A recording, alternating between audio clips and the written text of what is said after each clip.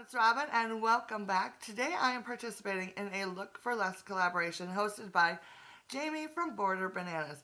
She has invited quite a few of us to join her today. I think there's like 9 or 10 of us, and all of the ladies participating today are super talented. So if you are looking for a little inspiration, I think you might have found the right place today. I will leave a playlist in the description box along with a list of everyone who's participating and their channels as well. So when you are done with this video, I highly suggest you go check out that playlist and see what everyone else has made for today's collaboration. I think it is going to be fabulous. For today's challenge, I decided to make myself a bench, which I could use at my dining room table. This is something that I've been wanting to do for a really long time, and I just never really got around to it. So I thought today was the perfect time to actually get it done. So I went onto Pinterest and I looked at a whole bunch of different benches. I found one that I absolutely loved and decided to recreate. I love how it turned out. It went together very simply, and I love the end result so much. I'm so excited about it. So I don't know why I put this project off so long, but now I'm thinking I need to make a few more benches because it was super duper easy. So I am going to first of all show you a picture of my inspiration piece, and then I will show you my version of it, and then I will get into the nitty gritty of how I put it all together. So let's go ahead and get started. So here's the bench I found on Pinterest to use as my inspiration. And this is how my version turned out. I did switch up the shape of the legs slightly to fit my own preferences, and I painted it white to match my dining room table. To build the bench, I first started out with 2 1x12 boards, which I cut 17.5 inches long for the legs. I then took a 1x6 board and cut that 32 inches long for the cross support. For the top of the bench, I used a 4-foot section of a 1x12 edge-glued pine board, which is actually 12 inches wide, as opposed to a 1x12, which is slightly smaller. And I will cut this to size later on. I then used a piece of paper to make a template for the shape of the legs that I wanted and the cross support. With the help of a pencil, I traced the template shape onto the pieces of wood for the legs.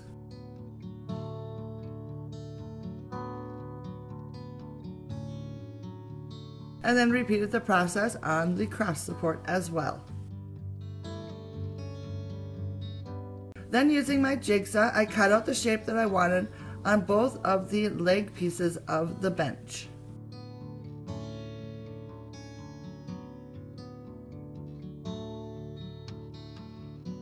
After that, I used my jigsaw to also cut out the shape that I wanted on the cross support.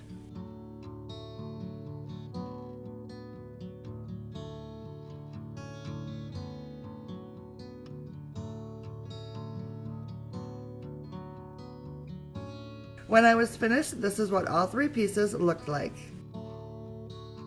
Then using my Black & Decker mouse sander, I used it to smooth down all the edges on my cross support, making sure that my cutout sections were nice and smooth and rounding off the edges.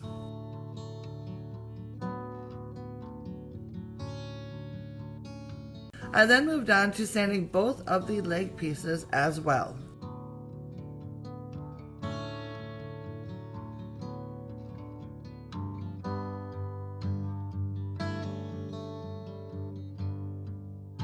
And it was time to move on to putting the bench together. I used 1 5/8 inch long screws along with a corresponding drill bit and my power drill. To begin, I marked the middle of the leg pieces and then added a guide along the inside of the leg to help me make sure that the cross section was placed properly. I repeated the guide on the outside of the leg as well to know where to place the screws. This is not a necessary step, but I like the visual.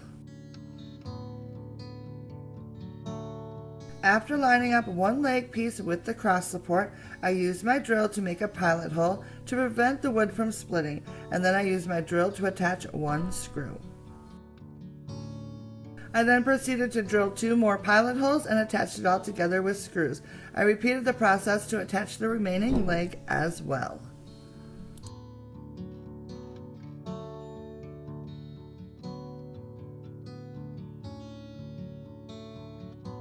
Next, I measured and cut the bench top 42 inches long, which gave me a nice 3-inch overlap on each side of the bench. I then placed the bench top onto the base, making sure that I centered it both lengthwise and widthwise. I then took the time to measure and mark the places I wanted to drill the pilot holes. I marked 2 places along each of the legs and 4 along the cross support. I then went ahead and pre-drilled the holes and added screws to attach the top to the base. I should probably mention that as I attached the screws, I countersunk them just slightly, probably about a 1/16 of an inch maybe, so that I could hide the screws later on. This is easy to do if you pre-drill your holes deep enough. However, it is not a necessary step if you don't mind seeing the screws. With the bench top attached, the building part of this project was over, so I moved on to finishing the bench. To get started, I used some drywall spackle to fill in the screw holes. I'm not really sure if this is recommended for this, but I didn't have any wood filler and it seemed to work out just fine, so I went with it. After using a putty knife to apply it, I let it dry, and then I just went over each of the sections that I applied with a little bit of sandpaper and smoothed it all out. Then, because I'm starting off with raw wood, I decided to use my bullseye primer, and I gave the whole bench one nice coat.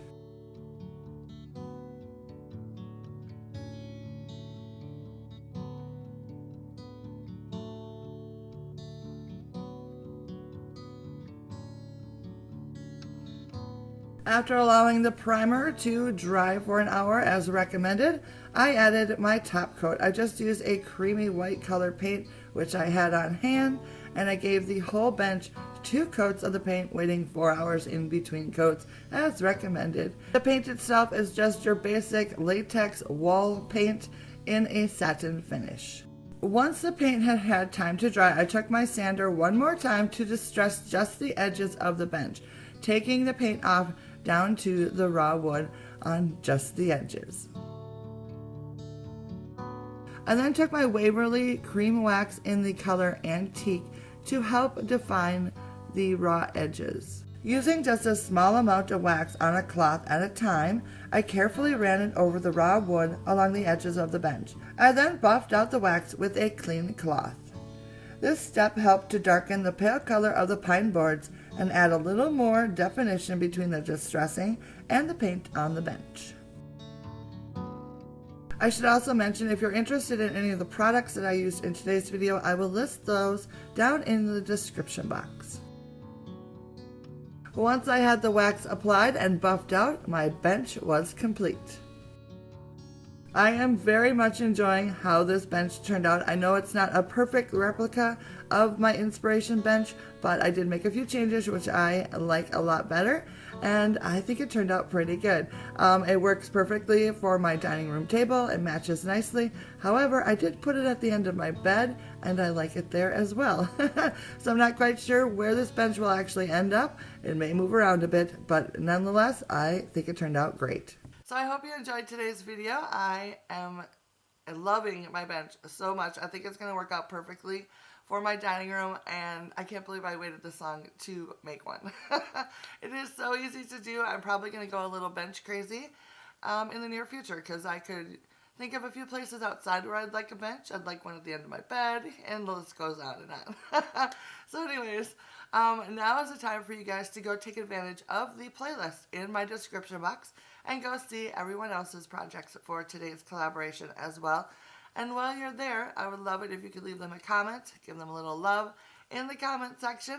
That would be fantastic of you. So if you enjoyed today's video, I would love to hear from you down in the comments. And of course, it would be wonderful if you could like and subscribe as well.